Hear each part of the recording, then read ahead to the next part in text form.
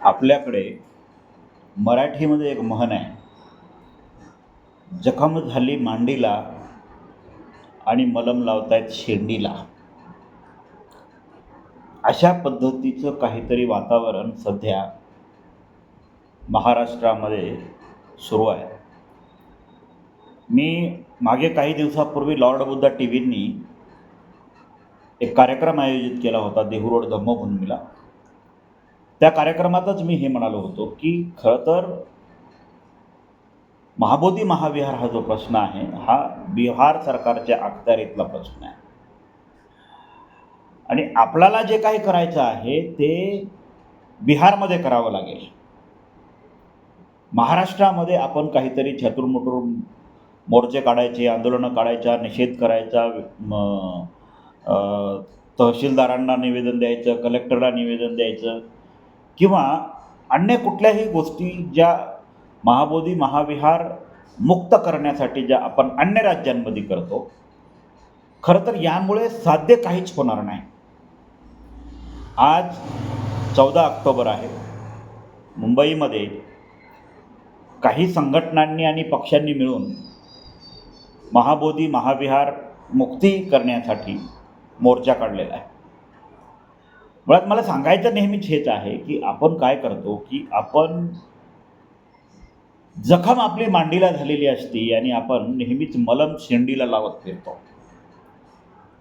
त्यामुळं प्रॉब्लेम काय होतो की जे दुखणं मूळ आहे ना ते नष्ट होत नाही, ते बरं होत नाही. आणि मूळ दुःख जर बरं करायचं असेल तर आपल्याला जी मलम आपण लावतोय ती मांडीला लावणं गरजेचं आहे. याचाच अर्थ असा होतो की आपल्याला जे काही करायचं आहे, आता सध्या तर बिहारच्या माझ्या मते मेंबर ऑफ लेजिस्लेटिव्ह असेंब्लीच्या निवडणुका होणार आहेत, विधानसभेच्या निवडणुका होणार आहेत आणि विधानसभा निवडणुकीच्या तोंडावर जर बिहारमध्ये हा विषय आपण चिघळवला, बिहारमधल्या लोकांना ह्या विषयाबद्दल जागृत केलं, तसं जर बिहारमध्ये बौद्धांची लोकसंख्या अति फार आहे असं मला वाटत नाही. त्यामुळं बिहार सरकार त्याबद्दल फारसं चिंतित नाही आहे, कारण बौद्धांच्या मतदानाचा बिहार सरकारला असा फार मोठा कुठला फायदा होणार नाही. पण जर महाबोधी महाविहार बिहार सरकारने निवडणुकीच्या तोंडावर मुक्त केलं तर तिथले हिंदू लोक जे बहुसंख्याक मतदार आहे ते मात्र नितीश कुमारांना मुख्यमंत्री पदापासून मुक्त केल्याशिवाय राहणार नाहीत. त्यामुळं नितीश कुमार किंवा बिहार सरकार सध्या तरी महाबोधी महाविहारासंदर्भात कुठलाही निर्णय घेण्याची सुतरामही शक्यता नाही. तरी पण आपण जे काही निषेध मोर्चे चालवतोय याच्या माध्यमातून जरी लोकप्रबोधन होत असलं तरी प्रबोधन हा डिफरंट पार्ट झाला आणि काही पक्षांनी एकत्र येऊन त्यांचं वजन किती आहे समाजामध्ये हे दाखवण्यासाठी महाबोधी महाविहाराचा आधार घेणं खरं तर हे कुठंतरी चुकीचं वाटतं आहे.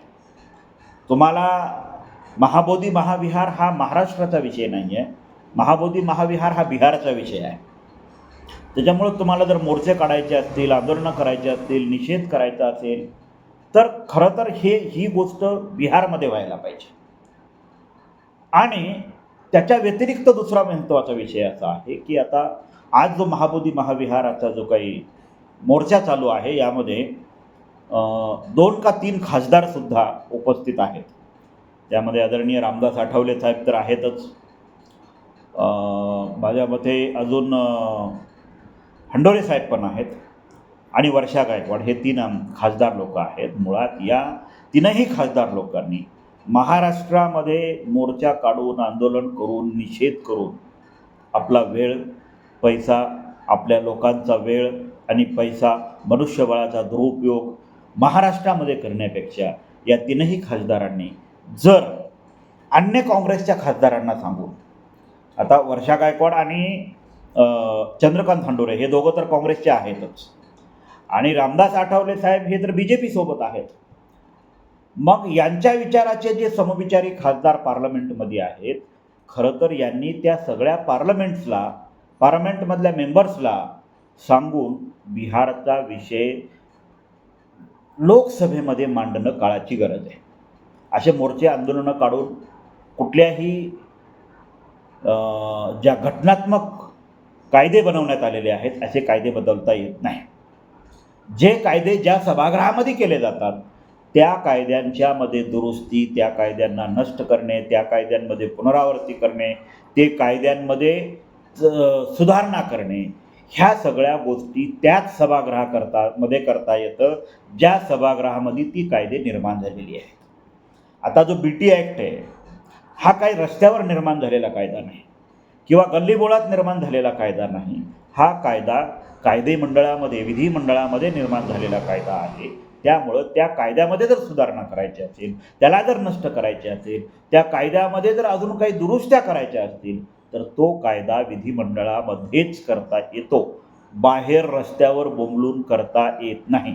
त्यामुळं आज महाबोधी महाविहारासंदर्भात आंदोलन करणाऱ्या सगळ्याच नेत्यांना माझं असं सांगणं आहे की तुम्ही हा विषय रस्त्यावर आणून लोकांचा वेळ, लोकांचा पैसा आणि मनुष्यबळाचा दुरुपयोग करण्यापेक्षा हाच मुद्दा जर तुम्ही देशाच्या पार्लमेंटमध्ये उभा केला आणि देशाची पार्लमेंट बंद पाडली या मुद्द्यावर, तर 2 दिवसात हा विषय मार्गी लागतो.